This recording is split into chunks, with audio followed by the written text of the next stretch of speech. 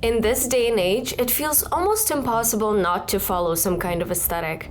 Whether you're into it or not, you're probably already part of one. But how does an aesthetic even become a thing? Who decides what's clean girl and what's mob wife? And why are we all expected to pick a side? Can you actually create your own aesthetic? Or are you just remixing something that already existed 10 years ago on someone else's mood board? What happens when a personal style gets a name and a hashtag? Is it still yours? Why do some aesthetics blow up while others die without even getting a chance? Who benefits when a niche internet aesthetic becomes a billion-dollar industry? And what happens to your identity when the way you dress, what you order at a coffee shop, how you decorate your room, and how you edit your TikToks starts to feel more like a brand than a life? Everything is a copy of a copy of a copy. That's the reality of most of this now.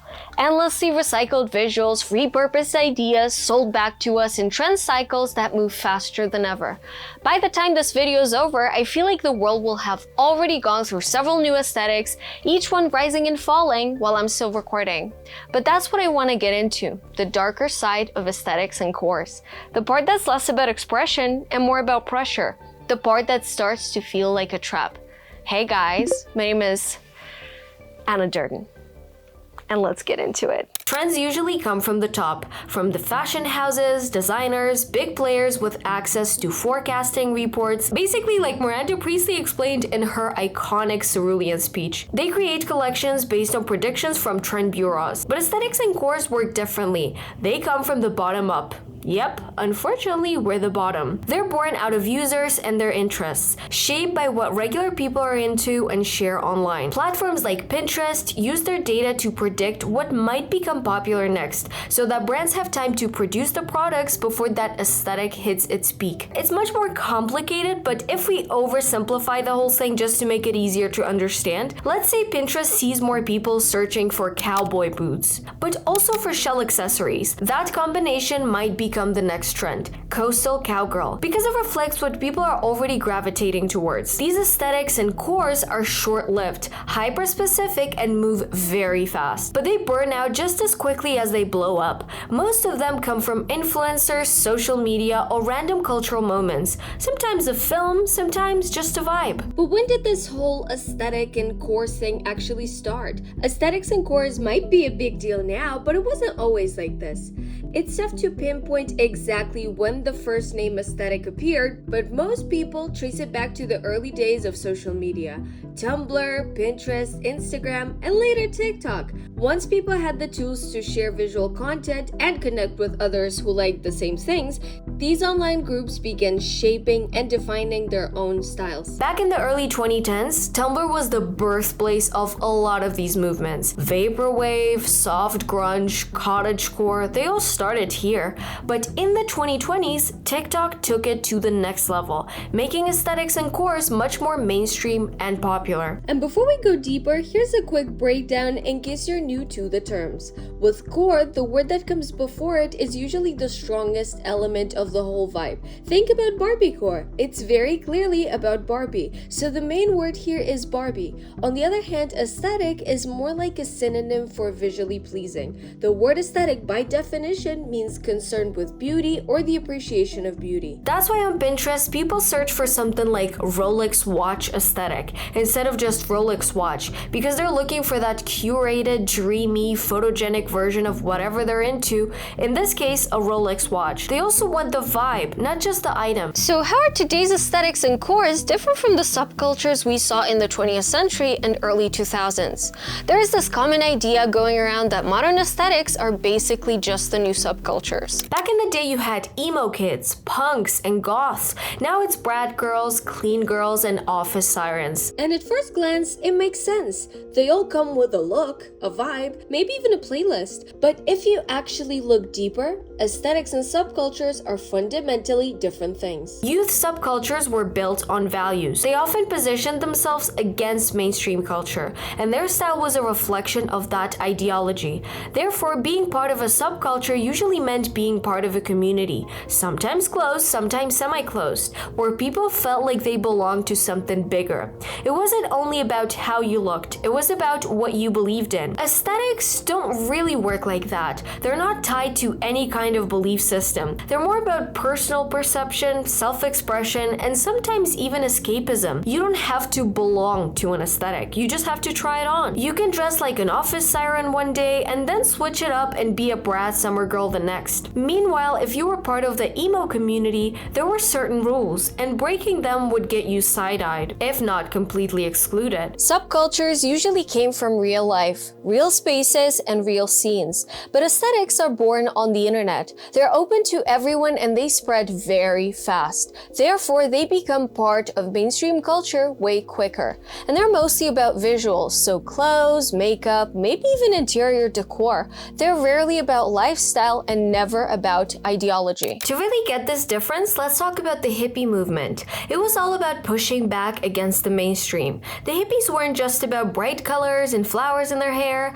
They were after something deeper, something more meaningful. They rejected a society that valued people based on wealth and appearance, instead looking for alternative lifestyles and spiritual experiences. It was all about communal living, free expression, and peace, love, and freedom. A huge part of it was about rejecting the status quo, trying to create a world that focused on kindness and connection, not competition and consumerism.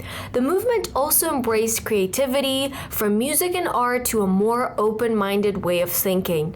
They weren't trying to look pretty, they were aiming to be real, to connect with something beyond what they were being sold. And this was the 1960s, a time of post-war disillusionment and social upheaval. People were starting to question the values of the previous generation and the materialistic, consumer-driven culture.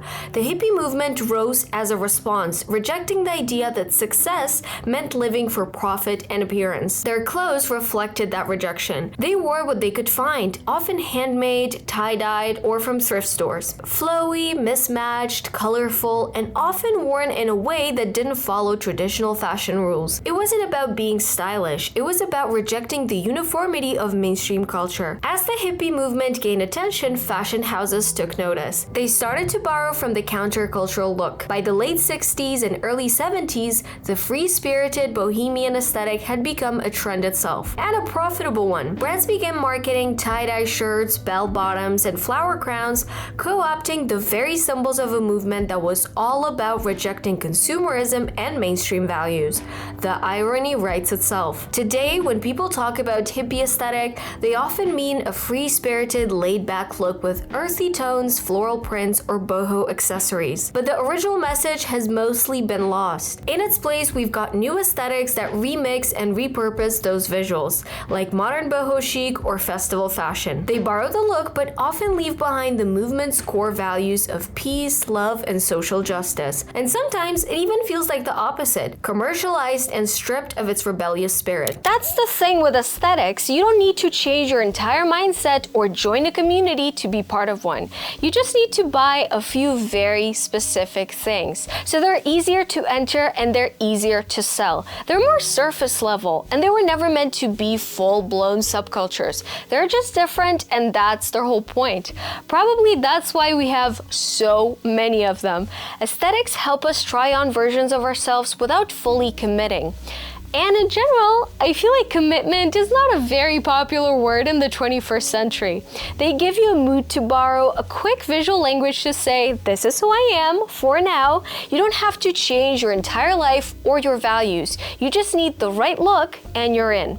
Right now, there are over 900 documented aesthetics and cores, and probably even more since no one's really keeping track in real time. You can check out the Aesthetics Wiki if you're curious. It has examples and links for almost every one of them. You will see on the website that some aesthetics have longer descriptions, and they come with full-on instructions, colors, textures, and so on, and others don't. It depends on how long they've been around. Clean Girl and Mob Wife don't have that much, but something like Dark Academia had time to develop into layers. Movies, music, even your coffee order to be that Dark Academia girl. In general, Dark Academia started quietly on Tumblr around 2015. Moody libraries, Latin phrases, and foggy courtyards. Then during the 2020 lockdowns, it blew up on TikTok. Everyone was craving comfort, structure, and maybe a sense of depth. Suddenly, dark academia became the pandemic aesthetic, romantic, melancholic, and just intellectual enough to feel meaningful. At its core, it's about romanticizing knowledge. Old books, chipped teacups, brooding, and candlelight. It builds this atmospheric world where you're always one step away from quoting Oscar Wilde or getting lost in Plato. But the truth is, you don't need to actually engage with any of that. You can just wear the uniform, plaid blazers, turtlenecks, wire-rimmed glasses, and post about your coffee next to some thrifted paper bags. The vibe is the product, and once something becomes that easy to imitate, it becomes easy to sell. The aesthetic replaces the meaning. You're not embodying a lifestyle or a worldview, you're curating a feed. And while there's nothing wrong with enjoying the visuals, it's worth noticing when identity becomes just another thing to scroll through, shop for, and move on from. But do aesthetics actually have any use at all? They do, and that's actually what a lot of people love about them.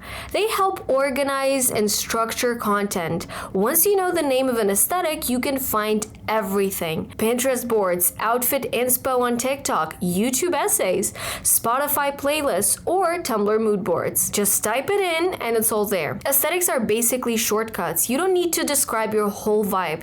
You just say coquette or mob wife or clean girl, and you will find what you were looking for instantly. But can you, just one person, say, okay, stop, and try something different? Can you create your own unique aesthetic? The short answer is yes, because someone somewhere came up with those 900 plus aesthetics that we already have, which means anyone can do it.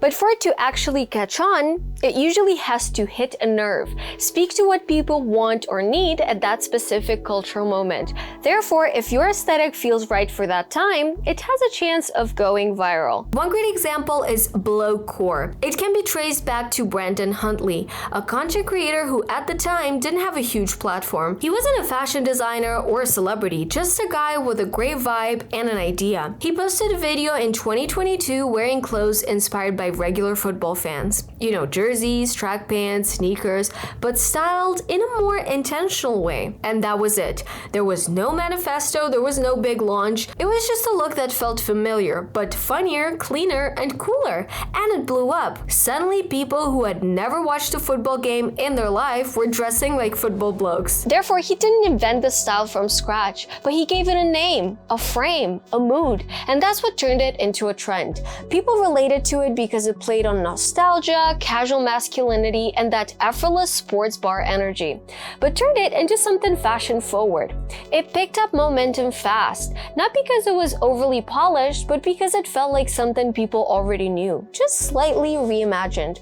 And that's the power of timing and tone for you. But if you want to create a new aesthetic and influence tons of people online, even change the course of fashion industry and make big fashion houses change their future collections based on what you created, there's a trick. And a big one.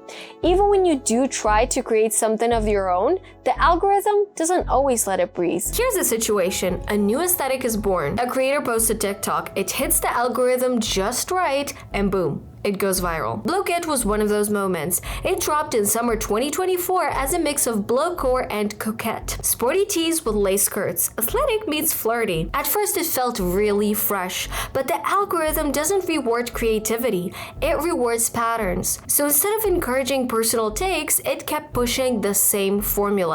Same skirt, same hairstyle, just a different football tee. Anyone who tried to add their own spin, style it with a vintage bag, flash it on purpose, wear what they already owned, got buried. To keep up, you had to buy into the trend exactly as it first appeared. What started as self-expression turned into a loop of imitation. A copy of a copy of a copy. Therefore, people started feeling like they had to buy something new, something specific from a brand that was trending to stay in the game. The whole idea of using aesthetics for self-expression started to fade. Now you weren't exploring or creating, you were just following. But how did self-expression turn into a marketing opportunity so quickly? Brands know they can profit off anything with a name. So the moment an aesthetic becomes a trend, it also becomes a product. Back in the day, micro-trends were usually tied to one specific item. Like that one specific dress. Everyone had it, filmed content in it, and knockoffs popped up everywhere. But at least it was just one dress, one it item. Now, micro-trends have morphed into full-on aesthetics and cores. And with that, they've become starter packs. You can't just buy one thing anymore. You have to buy the whole uniform. Mood boards and collages tell you exactly what to own. The shoes, the bag, the jewelry, even the phone case. Brands are quick to market entire collections as clean girl, vanilla girl, tennis core, whatever's trending that week. Because the faster trends move, the more they can sell. And since these aesthetics don't have ownership or rights, any brand can slap the name onto their collection to boost sales. Simply dropping the name of an aesthetic in a caption or campaign can spike engagement. So they don't even need to match the vibe, they just need to name drop. And as an art historian, I can't help but think about the pace of it all. In the 14th century, there was a certain kind of dress that represented the whole era. By the 19th century, fashion sped up a little bit. You could devise styles by thirds of a century. In the 20th, we started talking in decades. The 20s look, the 60s look, the 90s look. But now, what do we even call this era? Are we measuring trends by years, months, weeks? The life cycle of a trend is shrinking so fast that buying something trendy today already feels like a risk. What if it's over tomorrow? It's almost dystopian. A world where clothes have expiration dates like dairy products. You wear it once, post the fit, get the likes, and it's done. But maybe we can step back and ask ourselves, are we styling ourselves for the algorithm or for real life? To better understand this fast pace, let's check some of the aesthetics that were popular in 2023, a year where it honestly felt like aesthetics just exploded.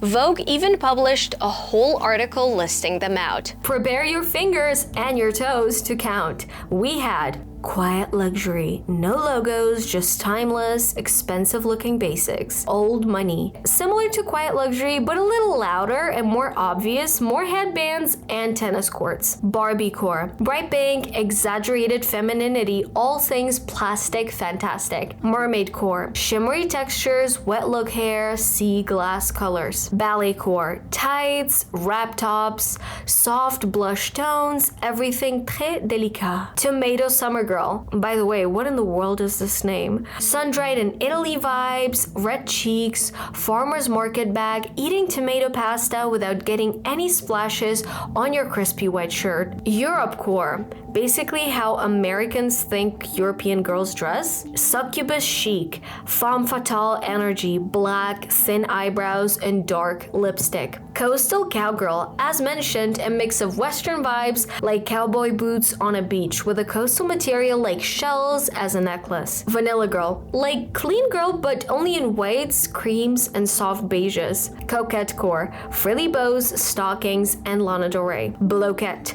sporty plus girly equals football jersey with a skirt. Have you noticed the magic number? 12. 12 aesthetics. One for each month. New month, new me, literally. But instead of feeling inspired, a lot of people started feeling burnt out. Because just when you finally get into a trend, figure out how to make it work for you, it's already over. That constant churn creates this low-key hum of not enoughness. Not stylish enough, not current enough, not fast enough. So, do you really need a whole new wardrobe every 30 days? The pressure to constantly consume keeps growing. And let's be honest, most of that stuff, you're probably never gonna wear it again, especially not in real life. Here's the thing, algorithms don't favor realistic wearable looks. Most of the time, they amplify the loudest, most extreme versions of an aesthetic. The ones no one would actually wear to run errands. The styles that go viral are often performative, designed for the camera but not necessarily for real life. So if you're trying to keep up, you're caught in this weird balancing act. On one side, too basic equals boring, while on the other side, too out there makes you look like you're in a costume. You end up stuck in the middle trying to be unique but still hot, still digestible, still marketable, and of course that messes with your ability to express yourself authentically. Even Vogue said it, just because someone follows a core in 2025 doesn't mean they know fashion. In fact, it often signals the opposite. These hyper-specific, fast-moving aesthetics have become less about style and more about cosplay. It's not getting dressed, it's dressing up. Not fashion, just content. But how should we all react to this? After all that chronic onlineness, the pendulum has swung the other way, and we're seeing more and more of it. More influencers are rejecting the dramatic outfits they once wore every single day.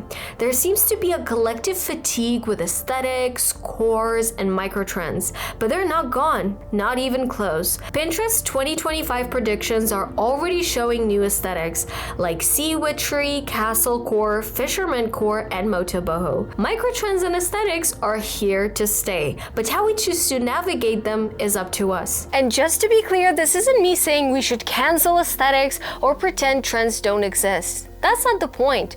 Trends are part of how fashion moves forward. They can be fun, they can be inspiring. But it's about how we interact with them, because there's a big difference between being inspired and being shaped.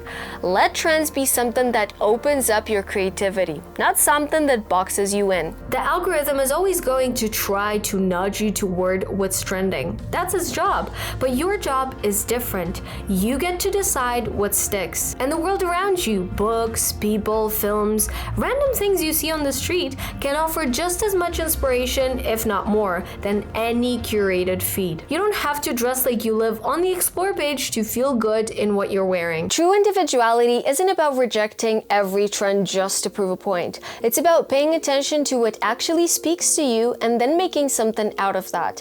It's a process, sometimes messy, sometimes inconsistent, but that's what makes it real. And in a culture that constantly tells us to fit in, your style can still be one of those places where you don't have to, where you can just be. It doesn't have to be clear-cut, it doesn't have to make sense to everyone. It just has to feel like you. Even if it shifts, even if it contradicts itself, that's fine, because that's honest. And remember, you don't owe anyone, not the algorithm, not strangers online, a cohesive aesthetic. And yet, as we've seen, trends will keep coming, new aesthetics will pop up, old ones will get recycled. But that doesn't mean you have to lose yourself in the chaos. If anything, it's more important now to hold onto the stuff that feels like yours. Because in all the noise, having a style that actually reflects you, not the feed, not the forecast, just you, is something really rare. And that's what makes it matter. Alright, that's it for today's video. Thank you guys so much for watching. If you liked it, make sure to hit that like button, subscribe if you haven't already, and turn on the bell so you don't miss anything new. And don't forget to follow me on Instagram and TikTok for more fashion stuff, behind the scenes, and daily bits of my life here in Madrid. And if you're in the mood for more, definitely check out my deep dive on how Jonathan Anderson completely transformed Loewe. Also, I just uploaded a Met Gala 2025 tier list where I ranked some of the looks from this year's red carpet, so give it a watch if you haven't yet, and see you in the next one. Bye bye.